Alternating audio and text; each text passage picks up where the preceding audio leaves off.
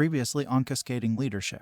I got in some trouble as a child. And the trouble that I got in is that they would call and tell my mom that when Jessie gets done with her tests, she starts helping all of the other students and giving them answers. Now, I was well intentioned with that. I always found myself wanting to bring everybody along with me.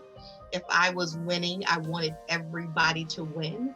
What I didn't know is that was the beginning of who I was and how I was wired. And I I went to college. My undergraduate degree was in business computer systems, interesting enough. But eventually, some kind of way, I stumbled into educational administration. And I found kind of the place that I was supposed to be, moving into higher education. And it allowed me to really help people. And so I am a true person-centered type of individual that just wants to see people realize their full capacity. And a lot of that is due to my own challenges trying to make it in life. I'm first generation college student, the first in my family, in my immediate family to get my bachelor's, probably the third in my extended family to get a master's, and the first, at least on my mother's side, to get her doctorate in all of my extended family. Historically, if you wanted to get access to information, you needed to go to your local library, physically go there,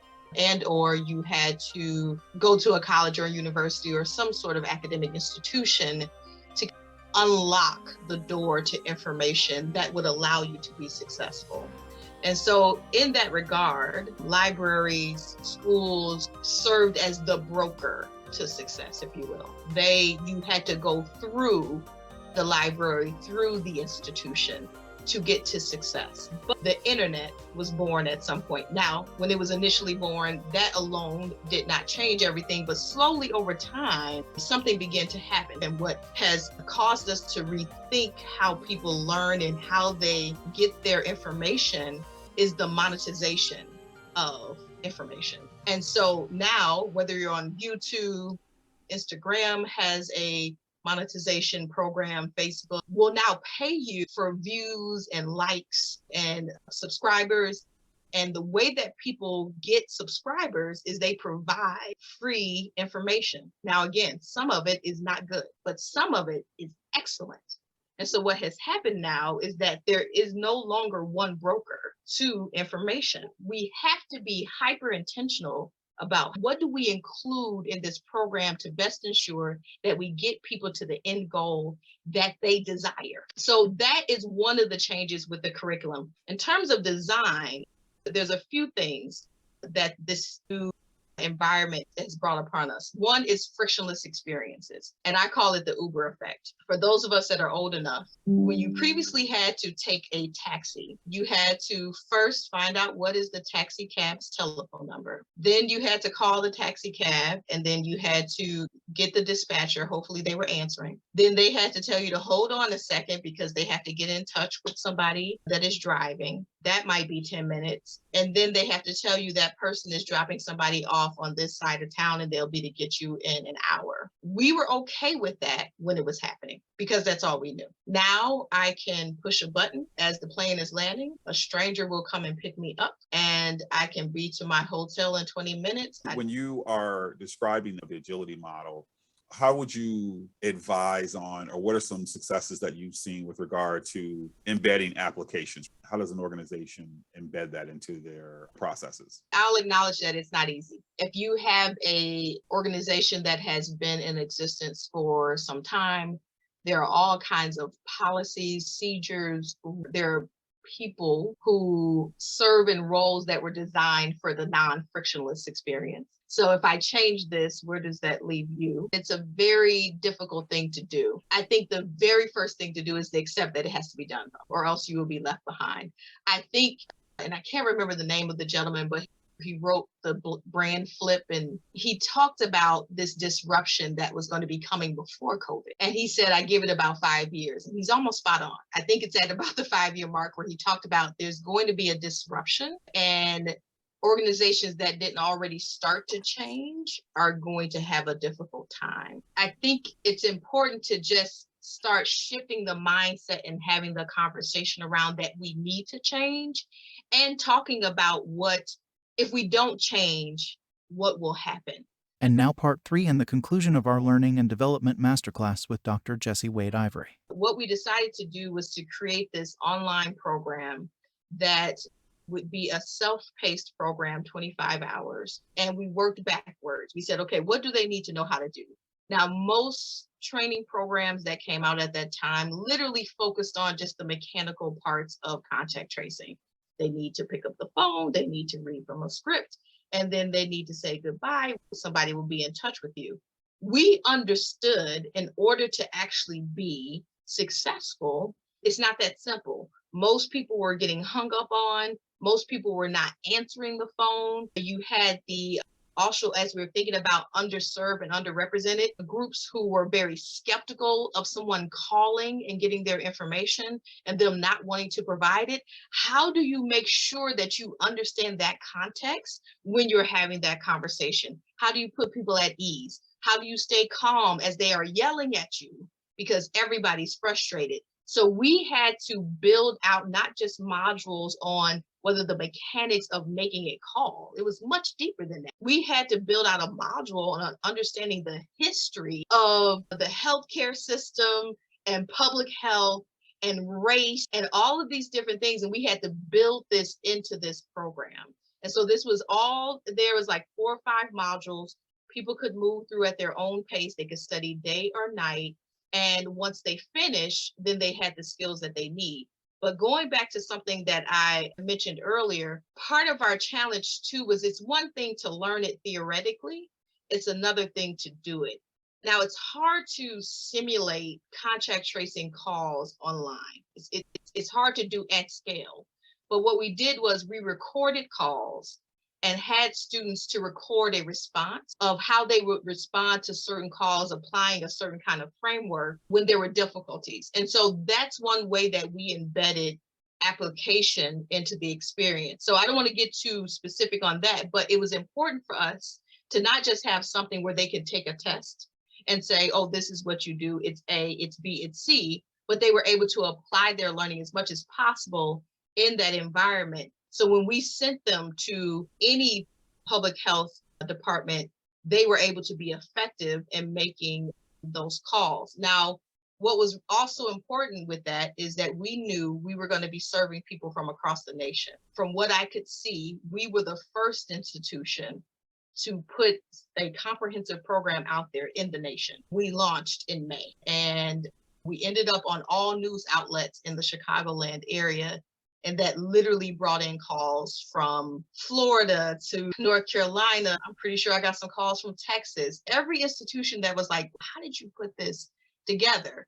And people were ready to be a part of the solution, but also a lot of people had lost their job and they wanted to take advantage of this training to be able to get into work. So we had to look at our enrollment process. And our traditional enrollment process was you fill out a paper or something, you fax it in, we take a look at it, we put you in the system and go from there. That works traditionally, but understanding that we were serving folks who might need to register at night, it needed to be very easy, very intuitive. We literally flipped and decided to use a program like Eventbrite for registration. Very much out of, when I first said it, people were like, what are you talking about? I want to use Eventbrite because it's easy to get to, it's easy to get on your phone. You don't have to worry about, can somebody access it? They don't need a special login. They literally can register, pay for the training, and then be put into the training. And so we launched our Eventbrite registration. I was on the news. I remember this. I was on the news. We filled the first class within 20 minutes, and that was 75 people. I opened another section. We filled that within hours, 75 more people. I couldn't even keep up with the number of people that wanted to register. Within about a week and a half, we had 400 people registered for this program that found out. But if we had not offered this frictionless Eventbrite experience for registration, which was a paradigm shift from what we do, then we would have had a bottleneck. So we made sure that we had a frictionless experience on the front end. We made sure that it was an on-demand experience. that they were going to go through that they could access at any time. They did go through as a cohort, but you could finish on your own time, which was really convenient as well. That was a different design than I had ever did, but I just worked backwards. And I said, what are the needs of the people? What are the constraints of the people? And what do I need to have in place in terms of design, in terms of curriculum, and in terms of intake and enrollment experience? That's a wow all the way across the board because there's many elements that were there. The first question that I have is that how in the world did you manage this in EMEA? It was hard. I'll be honest. And the winner for the Understatement of the Year award goes to Dr. Jessie Wade Ivory. It was hard. No, because that is the first thing. When I think back to that time, I'll be honest, I was the most stressed I've ever been trying to figure that out. But I just had to not budge. And I had to paint the picture to our leadership that there's no way we can do what we said we're going to do, because we pre-sold it a little bit, because we were on the news before everything was, all the I's were dotted, all the T's were crossed. And I'm like, if we're going to get all these folks, I'm going to need us to change. That would have never happened, I don't think, prior. But I think I painted the picture of we cannot have on our hands a situation where people are upset because they can't get through our intake process or do what they need to do. And I showed how the current process, which was adequate for what we were traditionally doing, would not be adequate for the current situation. And I'll tell you, we ended up with about 4,000 on the wait list. So we still had people that were upset because they didn't get in before the other 500. But if we had not had these systems in place, and I think also because I was very connected in the institution and there were people that trusted that I could give good advice on what we needed to do, they went with what I had to say and it worked out for us. But even for me, I'm making the recommendation, but never having done it that way, I was like, I hope this works. But I just knew it needed to be easy. So Jessie, as is true of your nature, you're being extremely humble about what you actually pulled off. So we're talking about a complete transformation. So when I think about transformations, it's people, process, technology in education, which is a chronically slow environment. And you were able to pull that off in two months. Happened in March and you were able to April, May, 2 months, right? So the scope and scale of that, when people listening are thinking about how do I execute change in a rapid format in any environment, you have to be dispassionate about your babies and be willing to throw them out and reevaluate everything. Do we have the right people in the right seat? Do we have the right tech stack to execute this? What's our current process and what are the breakage points? And let's throw everything out, keep the stuff that is working fine, but be willing to get rid of all of it. And let's do it quickly. And what makes this really amazing, and I'm lapsing into your hype guy in this conversation, is you're able to do it in an environment that is completely resistant to change. If there is a definition of an environment that is perfectly happy with, that's how we've always done it, and that's how we're going to continue to do it, you're able to pull that off in this environment and turn it around in 2 months. So that's freaking amazing. I want to say that stuff out loud because you're making it sound like, oh, it was no big deal. And I feel like a little bit of it, I'm reflecting because I feel like we've been on our heels ever since that happened. Technically, we're not out of the pandemic. We are still feeling the effect of that in higher ed as a whole. And certainly to your point, and I want to make sure I make a point of clarification though, higher ed is a very complex organization that has been in existence for a very long time. And so even when you have the mind and the will to change, it's very hard to do. And it's not just resistance, and it's easy to do and we just don't want to. It's part of it is like, how do we unentangle the way we've created ourselves to be able to do things a lot different than we've done it for the last 100, 200, 300 years when this is the organization that we are, and it requires a blowing up of who we've been. That's not easy to do. But I think part of it for me also, it's important. I've always pushed the envelope. I've been a paradigm shifter. The way I'm thinking is not too far outside of how I've always thought. So even though I had never did that kind of design before, people would expect that from me, is what I'll say. And so when I came with it, it wasn't like, what is Jessie talking about?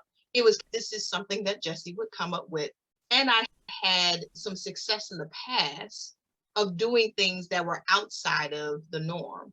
And so I think it's important that I didn't start trying to be innovative because of the pandemic. I started it prior. And so I was always saying, how do we design from, I don't know if I knew to do this, it just happened, but how do we begin with the end in mind and design backwards? And then how do we think about the particular individual or individuals that we are serving and designing an experience for them? I've had the luxury of serving older adults, youth, underserved communities. I've served very white Jewish communities. Every diverse group you can think of, I've designed a program for. And I've had to, Jim, something you're saying, I like to call it grieving however I did something in the past. I've had to grieve it quick, get over it, and redesign the experience for that group and for that context and for that time. And so I've always done that. So when I came with, I want to do something different and the times calls for it, there was, but I won't say that everybody was like, yay.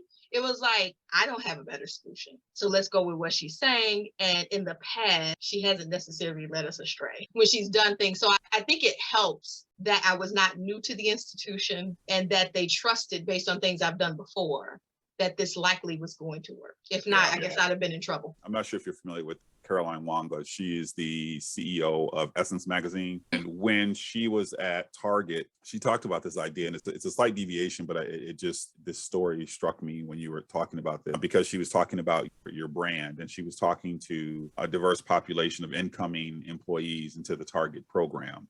I think it's their developmental program for fresh college graduates.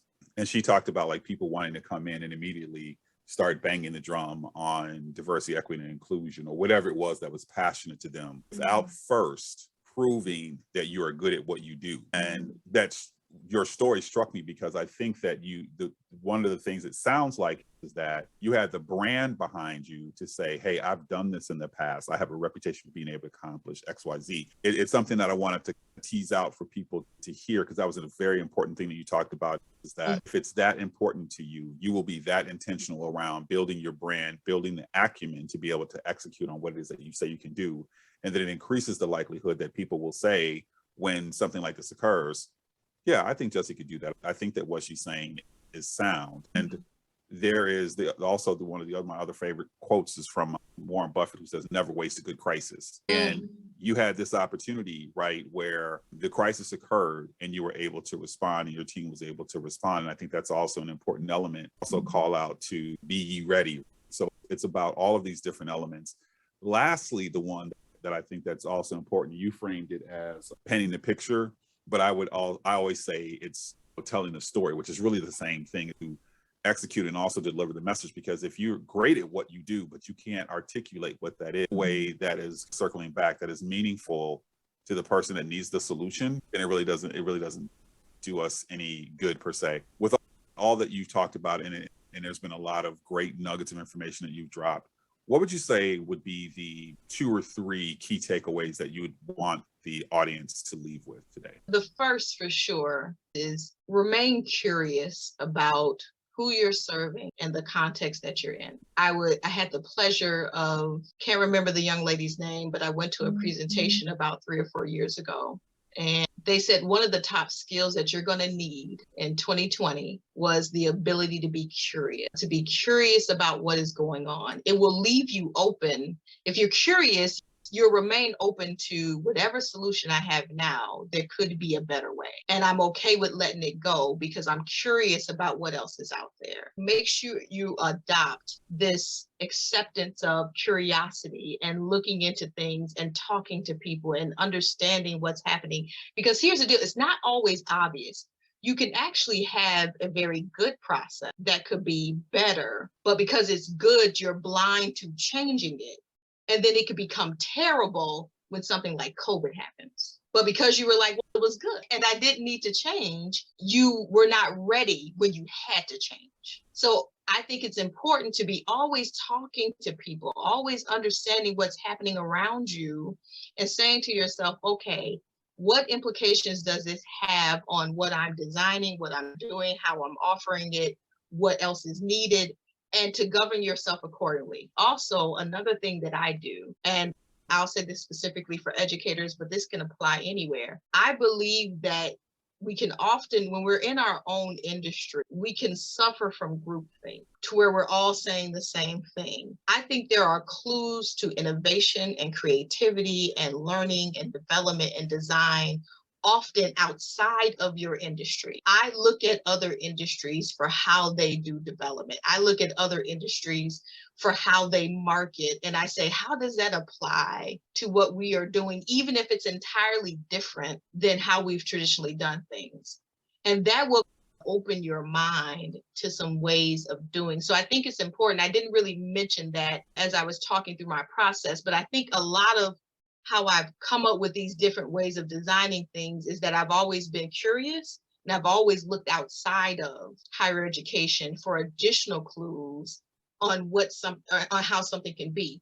That's what allowed me to do Eventbrite. I wouldn't have thought of Eventbrite. That's not a higher education registration system. It's not. But if I don't look outside myself and say, how does big events that have 10,000 people coming through the door get people through the door quickly? Oh, I went to an event, they used Eventbrite. How can I use that in what I'm doing, even though it's not a registration system? But if I only had looked at, well, what higher education registration systems are out there to be able to do this, then I might have created a bottleneck for what it is that we needed to do very quickly. So make sure that you're staying curious, make sure that you're looking outside yourself. And then the third thing is keep people at the center of what you're doing and their transformation. Don't ever let that get lost. And also make sure that whatever their problem is, whatever they're looking to do, you're keeping that at the center, not whatever it is that you are thinking that they need. As I mentioned earlier on in the interview, people have choices now. And so they don't have to just take what it is that you're offering. They want to know, do you have the solution to my major problem? If you don't have it, I'm going over here. Do you have the solution to my major problem? So we have to make sure that not only are we selling that we have the solution, so that too, a lot of people are good at selling that we're here to change you, but then you get in there and it doesn't actually change you because it's all marketing. The actual experience and the outcome of what you get is all there too. But you got to make sure that you're solving their problem. And I'm going to tell you, just from my experience and offering different training programs, I have CDL programs, a lot of different things. I no longer have to sell those programs. They sell themselves. Why? Because I've put enough people through those programs and I've designed something that they tell people, or people see them doing better and realizing success. And then they call and go, my cousin, my friend, my sister, my brother went through your program and now they're making all this money. How do we do it? I barely sell. But in the beginning, I had to sell. I had to go out there and tell people what we were doing, and I had to get those few wins, but I had to make sure that I really solved their problem, which was to get into work, which was to make sure that they made the money that they need to change their lives, be able to feed their families. Once I did that, the program now sells itself. I don't need to sell it. So make sure you approach. Those are the three things that I would say. Jesse, this is one of those shows where I'm like, we're supposed to stop right now. And everything that you just said, we could easily go for another hour. I just naturally curious, looking outside and looking at different industries and keeping people at the center of what it is that you're doing in problem solving are three key elements. And I think in some instances, we've touched on some of these with our past guests. You've handled it in such a unique way. I love the idea of Eventbrite. That is just absolutely brilliant. And I hope that this is just that your overall story and the example that you provided with Eventbrite and just the other three key takeaways are something that our listeners will really learn from. Thank you so much. The last thing that we have to ask and share with you is for you to share with us, where can our listeners find you? So I would say the best way to connect with me is to find me on LinkedIn, Dr. Jesse, I think it's Dr. Jesse Wade Ivory. If you just go on LinkedIn, search, add me, connect, then you'll find out about all that I'm doing, what I'm going to be doing in the future. I got some things coming up. Just find me on LinkedIn. Love to connect with you and be some good conversation. Thank you so much. And yes, you can also find us on other platforms, including LinkedIn, of course, YouTube, TikTok, and Facebook to get the latest information on the drops and upcoming episodes. We look forward to you all listening and continuing to follow Cascading Leadership, the show. And with that, thank you and have a good night.